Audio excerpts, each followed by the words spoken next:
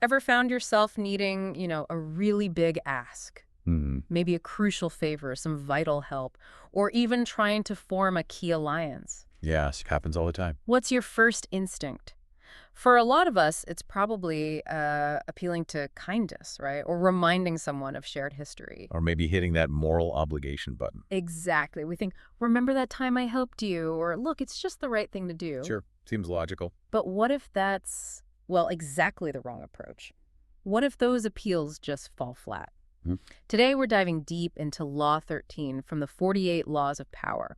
It's a rule that's fascinating, sometimes a bit unsettling, maybe, about how to really get people to act in your favor. It definitely makes you think. So the core idea behind this law, it's kind of simple on the surface, but really powerful. It suggests that when you ask for help, you need to appeal directly to a person's self-interest. Right, not their mercy, not their gratitude, none of that. Yeah, forget abstract justice. It's about what's in it for them. And for this deep dive, we've pulled from, well, a pretty fascinating mix of sources. We're talking ancient fables, some really gripping historical accounts, philosophical insights, all sort of illustrating how this principle just keeps popping up across different times and cultures. So our mission for you today is to really unpack why this, let's say, pragmatic approach often works best. And what can go wrong when you ignore it? Sometimes dramatically wrong. Right. And crucially, how you might actually apply it. And also, it's surprising little exception in your own interactions. It's all about helping you get a quick but, thorough handle on what makes people tick. Understanding those motivations. Exactly. So, with that setup, let's get straight to what Law 13 actually says. Quote, when asking for help, appeal to people's self-interest, never to their mercy or gratitude. Pretty direct, isn't it? It really is. And the judgment or the reasoning behind it is absolutely key here. It's not just about what to say, Right. but what not to do. It tells you straight up. Avoid reminding allies of past help or good deeds. Why? Because most of the time, they'll just find a way to brush it off or ignore you. Huh. So what's the alternative then? Your real job is to figure out and then really emphasize how your request or your proposed alliance is going to directly benefit them. Make it about their gain. Precisely. Make it crystal clear what they stand to gain, and suddenly you might find they're a lot more interested. Okay, to really drive this home, let's look at an old story. Way back, Aesop's fable of the apple tree and the peasant. Ah, yes, a classic illustration. So you've got this peasant, right? He has an apple tree in his garden, but it's barren, not producing any fruit. All it does is shelter some sparrows and grasshoppers. Pretty useless from his perspective. Totally. So he decides, right, that's it, grabs his axe, he's going to cut it down. Makes sense, pragmatically. But then the little creatures living in it, they start begging him, please don't, we'll sing for you, we'll make your work lighter. Appealing to his mercy, In that angle. But the peasant, he just ignores them, keeps swinging the axe, whack, whack. He's focused on getting rid of the useless tree. Then, on the third hit, his axe strikes a hollow spot in the trunk. Oh. And inside, he finds a hive full of honey. Uh-huh. Now, that's interesting to him. Changes everything in an instant. He tastes the honey, immediately tosses the axe aside, and from that moment on, he treats the tree like it's sacred. Takes amazing care of it. Wow. And the moral of the fable is pretty blunt about it. Yeah, it says, self-interest alone moves some men. It's stark, isn't it? It's not just about a tree and some honey. It's this powerful reminder that sometimes you have to find that hidden honey in someone else's motives. Forget the singing birds. Exactly. Yeah. It forces us to acknowledge that often logic and feelings take a backseat to actual tangible gain, however small or unexpected it might seem. So the peasant's big shift came from finding that honey. But does this mean any appeal to self-interest, even a tiny one, is better than asking for mercy? Or are there specific types of self-interest that work better? That's a really good question. Look, generally speaking, any appeal grounded in self-interest tends to be more effective than one based on mercy or past favors. Okay. But the most compelling types, they usually tap into fundamental human desires. Things like power, money, security, reputation, or maybe just avoiding pain or hassle. The core stuff. Yeah, the core stuff. The honey in the fable was immediate physical reward. In real life, the key is figuring out what kind of honey really motivates the specific person you're dealing with. Is it cash? Status? Solving a current headache for them? So you got to know their particular flavor of self-interest. Exactly. You need to tailor the appeal. That makes a lot of sense. But what happens when someone just completely ignores this, gets it totally Oh, wrong? it can go badly.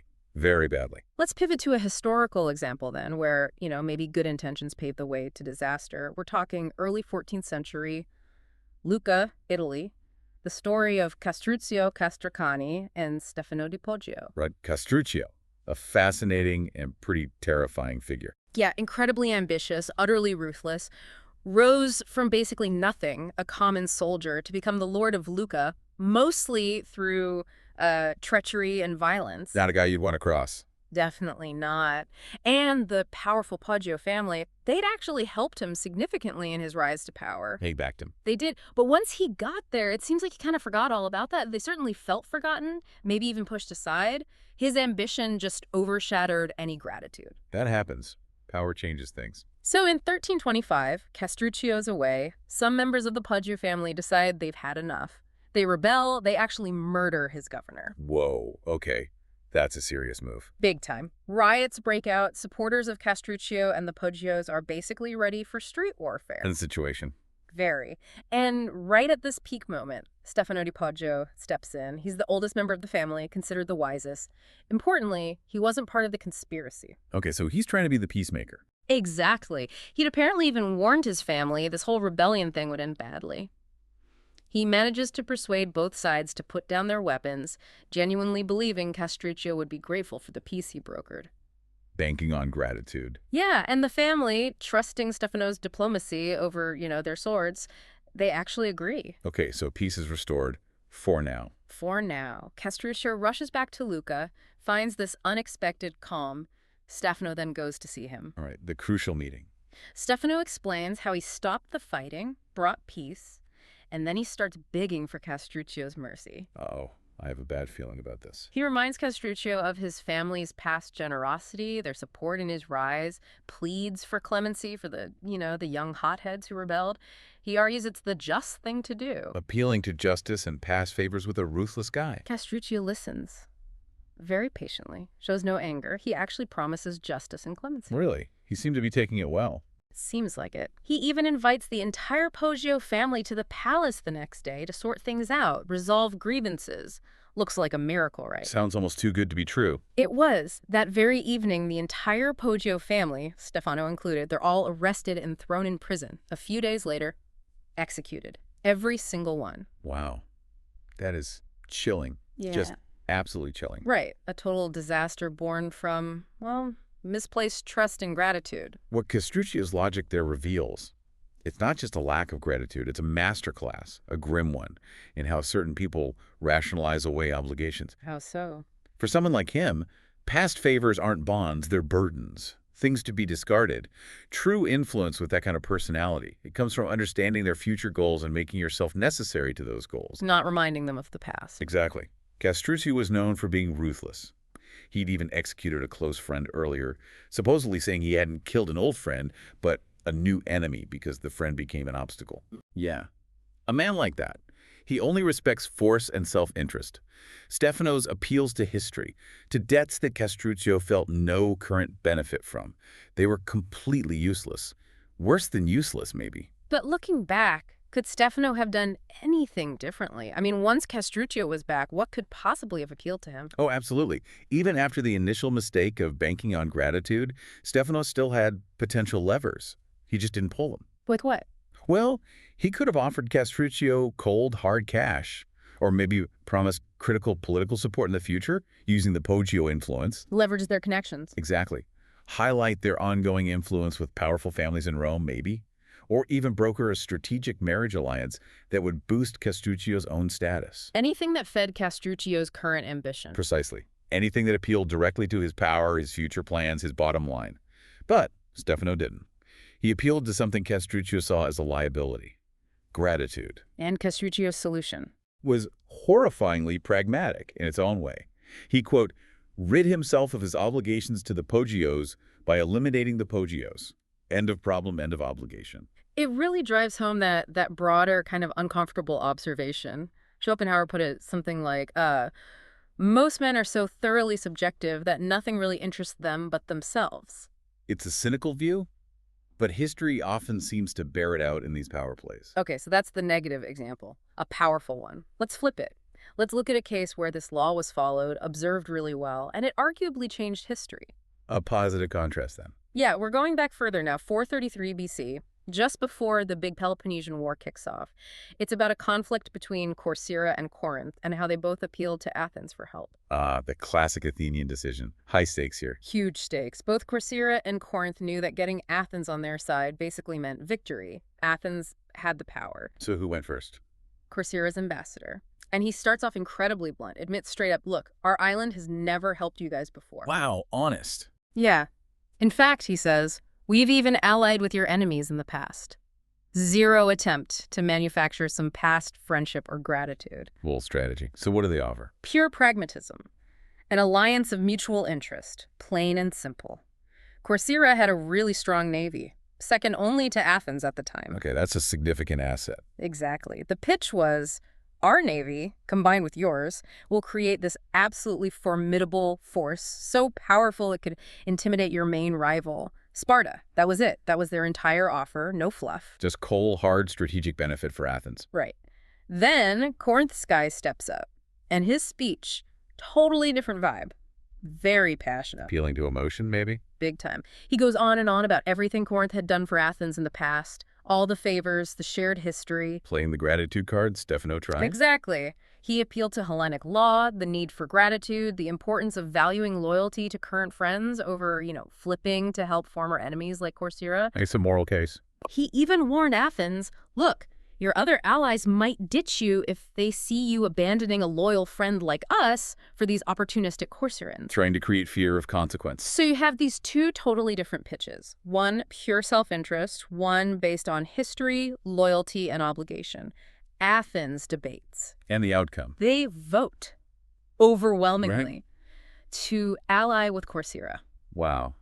The pragmatic appeal wins, hands down. Completely. And if you sort of connect this to the bigger picture of Athens at the time, it really shows how they operated. How so? Well, history sometimes paints them with this noble brush, democracy and all that, but fundamentally, the Athenians were the ultimate realists of ancient Greece. Practical above all else. Absolutely. All the fancy words, the emotional appeals from Corinth, they just couldn't compete with a straightforward, pragmatic argument that clearly added to Athenian power.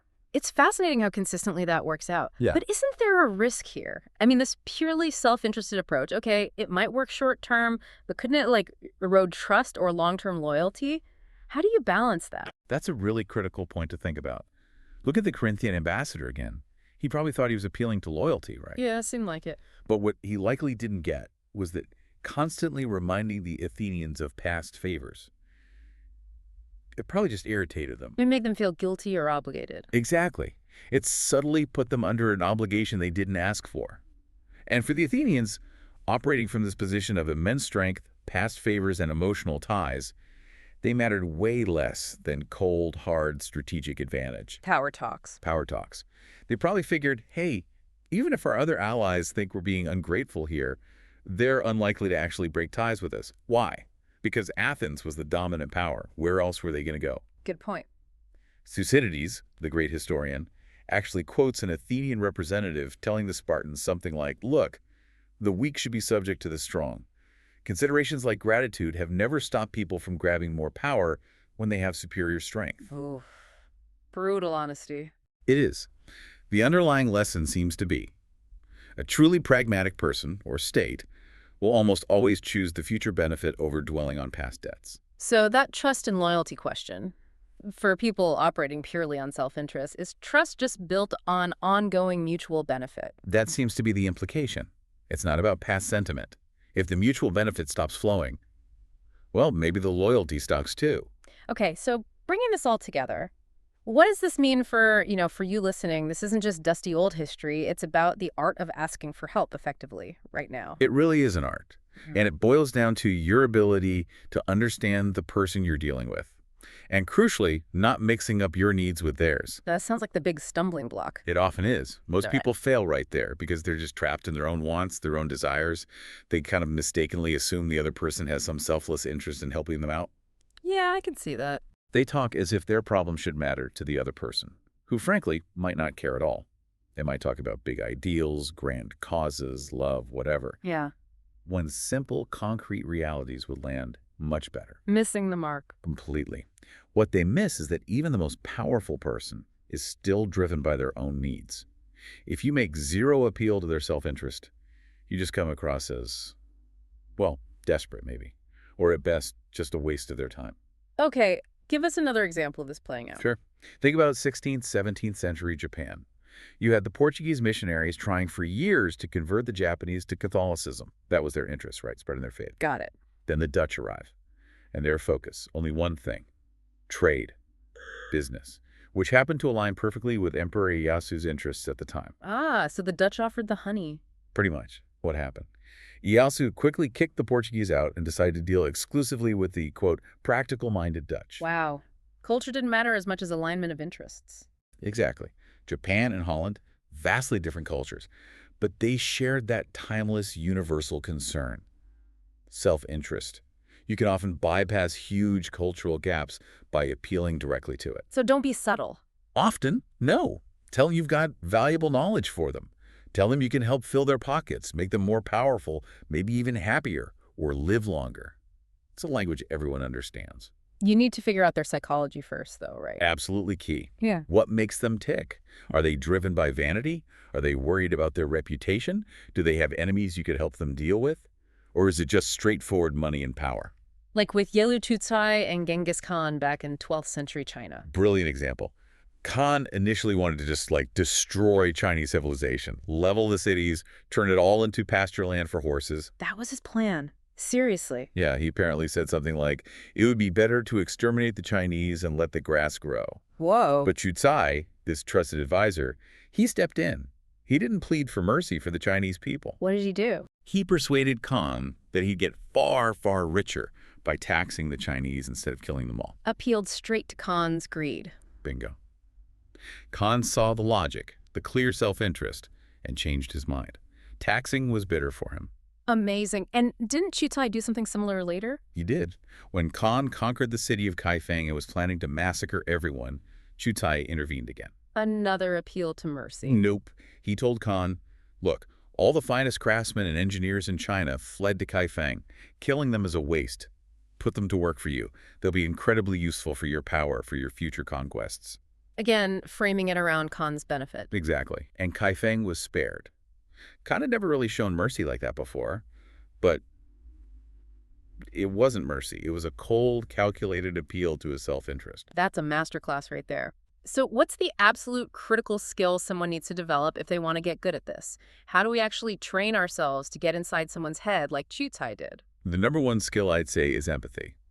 But maybe not the fuzzy, emotional kind. What kind then? Cognitive empathy. The ability to accurately understand another person's perspective, their motivations, their desires, their fears, even if you don't agree with them or feel them yourself. Seeing the world through their eyes, analytically. Precisely.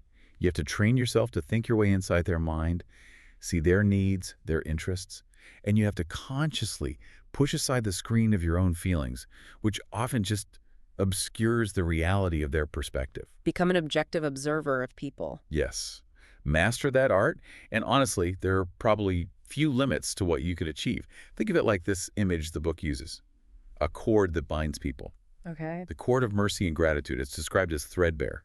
It'll snap at the first sign of trouble. Don't rely on that cord. It's a really stark visual, isn't it? I think anyone who's felt that, that gut punch when someone you helped suddenly ghosts you, you've probably just felt that threadbare cord snap. Exactly. But the other cord, the cord of mutual self-interest, that one's woven from many strong fibers. It's not easily broken. It can serve you well for years. Mutual benefit holds strong. As Jean La Bruyere put it centuries ago, the shortest and best way to make your fortune is to let people see clearly that it is in their interests to promote yours. So the peasant finds honey, Castruccio wipes out his debts, the Athenians choose the powerful navy. It all sounds, well, kind of cynical, doesn't it? It can definitely feel that way. Have you ever seen an appeal to self-interest totally backfire? Not because it was the wrong idea, but maybe it was just too blunt or misjudged. That's a great point. And yes, it can backfire if you misjudge it. For instance, if you try appealing purely to money with someone who really, really values their reputation or social standing above all else, Right. it might come across as crass, maybe even insulting. They might feel like you're undervaluing their preferred currency, which isn't cash, it's prestige or image. So the most common mistake isn't the strategy itself, but misreading the person. Often, yes. Misidentifying the specific kind of self-interest that truly drives that particular individual, which actually brings us nicely to the reversal of this law. Ah, the exception. Exactly. Does this mean everyone is only motivated by cold, hard pragmatism? Not necessarily. This is where you need that nuance, where you might flex the rules a bit. Okay, so when doesn't direct self-interest work? Well, some people actually prefer to act out of charity or mercy or sense of justice. It makes them feel good. It's their way of demonstrating their power, their superiority, maybe their virtue. So their self-interest is in being seen as charitable or just. Precisely. When you go to them begging for help, you're actually playing into that, you're highlighting their power, their high position, their capacity for generosity. Interesting. These individuals often want opportunities to fund things or introduce you to people, but usually with a condition. What's that? It needs to be somewhat public and ideally for a cause they see as good. The more public the display of their generosity, often, the better they feel about it. So in that case, you're not really conning them by appealing to their good heart. Not at all. You're actually giving them exactly what they want, the opportunity to display that good heart. It's their pleasure to give, and crucially, to be seen giving. You got it. It feeds a different but equally valid kind of self-interest. The desire for public acclaim, virtue, maybe even a legacy. So the real key here is knowing your audience. Discernment. That's the absolute core of it. Yeah. You have to distinguish between different types of powerful people, figure out what truly makes them tick. And tailor the approach accordingly. Right. When someone clearly oozes greed, don't waste your time appealing to their charity. It won't work.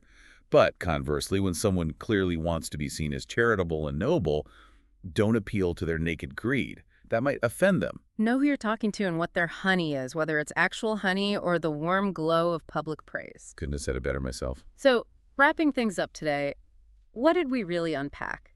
The core lesson seems to be about understanding human motivation on a, well, maybe a deeper, more realistic level. Yeah, it's not always about what you feel is right or what you think you deserve based on past actions. It's about what actually moves the other person. Exactly. This deep dive really reveals that being effective, truly effective, often comes from stepping outside your own perspective, seeing the world from their point of view. Identifying their specific needs, their desires. And even their preferred ways of feeling powerful or feeling virtuous. It really demands you become a pretty shrewd observer of human nature. Okay, so here's a final, maybe provocative thought for you to mull over after this. Let's hear it. By really mastering this art of appealing to self-interest and remembering all its forms, right? From raw pragmatism to that desire for public virtue, you're not just gaining influence. Could it be that you're also cultivating a profoundly clearer, maybe less subjective, less clouded view of the whole human landscape? That's interesting. Like peeling back a layer. Yeah, maybe understanding this actually empowers you in every interaction, simply because you see things and people a little more clearly for what they are and what truly drives them. Something to think about.